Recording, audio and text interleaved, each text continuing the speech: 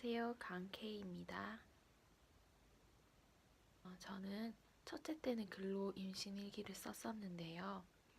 이제 둘째부터는 영상으로 일기를 한번 써보려고 합니다.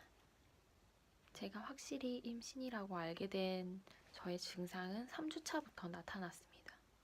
그래서 임신 테스트기를 했더니 두 줄이 나왔는데 한 줄은 진하게 한 줄, 한 줄은 연하게 또 한 줄이 나왔습니다. 그래서 사실 임신이라고 생각은 했지만 혹시나 아닌 건 아닐까 이런 의심도 들었습니다. 이제 4주차가 되었습니다. 저는 첫째의 경험이 한번 있었기 때문에 둘째가 생기면 무조건 7주차에 병원을 처음 가야지 생각을 했었습니다.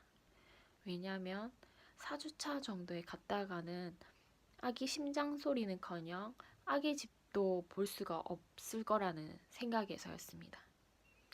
그래서 사실 첫째 때는 아기 집을 봤는데 아기가 있다는 생각을 할 수가 없었어요. 아기 심장 소리를 들어야 그때 아기가 생겼구나 이런 생각을 제가 할 수 있었기 때문에 둘째는 꼭 7주차에 가야지, 7주차까지 기다리다가 가야지 생각했었습니다. 그런데 제가 너무 궁금해서 병원에 가서 초음파를 했더니 아기 집을 짓는 것 같지만 잘 모르겠다고 하셨습니다. 확실히 의사 선생님도 아기 집인 걸 아셨지만 확진을 내릴 수는 없으시니까 그렇게 말씀하셨던 것 같습니다. 그리고 초음파비가 5만 원이 나와서 너무 깜짝 놀랐습니다. 그래서 정말 7주 차에 왔어야 되는데 이런 생각을 했었습니다. 그렇지만 전 집에 와서 임신을 확신할 수 있었습니다. 왜냐하면 이미 입덧이 시작되고 있었기 때문입니다. 저는 하나님께 기도를 할 때 분명 둘째를 주실 거면 입덧은 주시지 마세요라고 기도를 했었습니다. 입덧의 증세는 하루하루 커져만 갔습니다. 매일 아침 생각했습니다. 딱 여기까지. 오늘 여기까지는 제가 참을 수 있겠습니다. 근데 내일 더 커지지 않게 해주세요. 기도를 했습니다. 첫째는 아기가 생긴 걸 저보다 먼저 알았습니다. 그래서 엄마 싫다, 안아달라고 하고 또 일어서서 안으라 하고 계속 울고 밥 안 먹겠다고 하고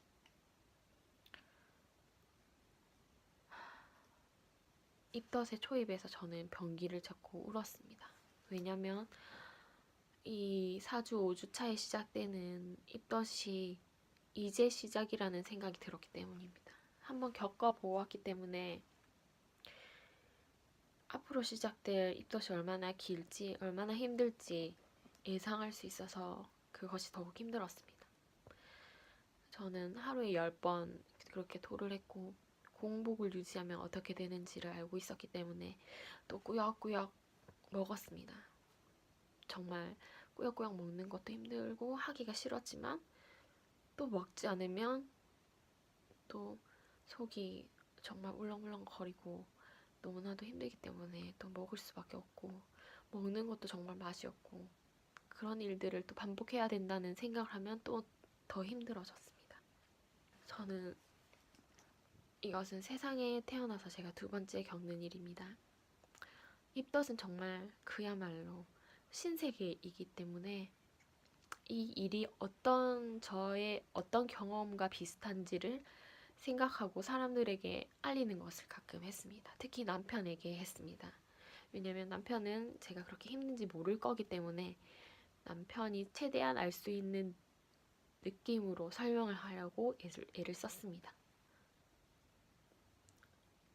사람들이 많이 표현하는 방법으로는 숙취나 멀미로 많이 표현을 하시는데요.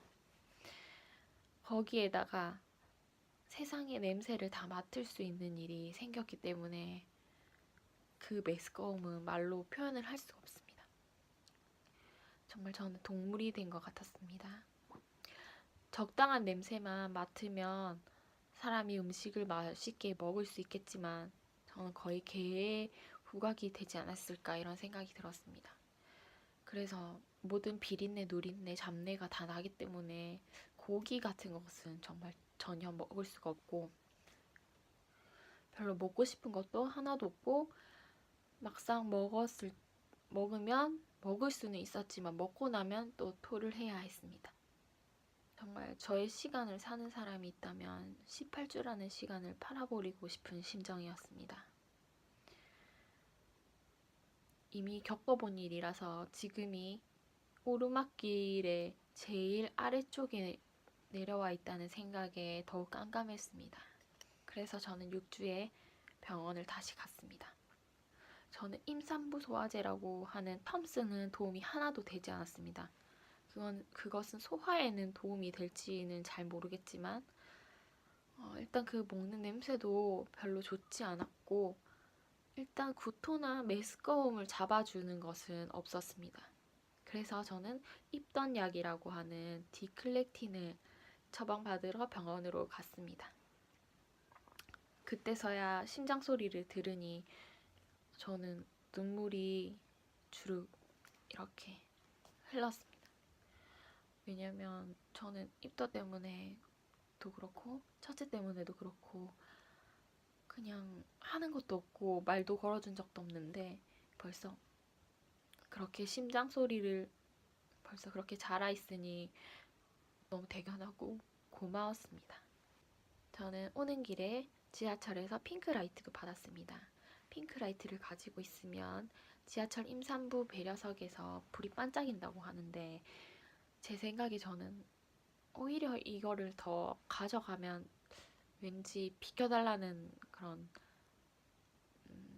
요구를 하는 것 같아서 못 가져갈 것 같긴 하지만 정말 막달에는 앉지 않으면 너무너무 힘들기 때문에 그때는 욕이 날 것도 같지만 저는 사실 첫째 때도 막달까지 배려받은 적이 딱 한 번 있기 때문에 거의 그런 지하철에서는 기대를 하지 않는 편입니다.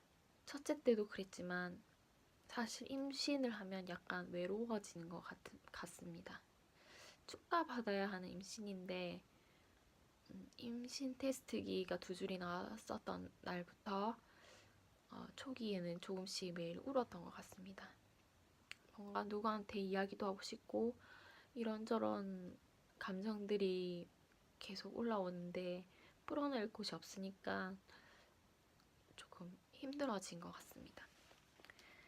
네, 저는 디클렉틴을 현재 복용하고 있고 다음 영상에서는 디클렉틴에 대한 효과와 부작용에 대해서 말씀드리겠습니다. 다음에 만나요.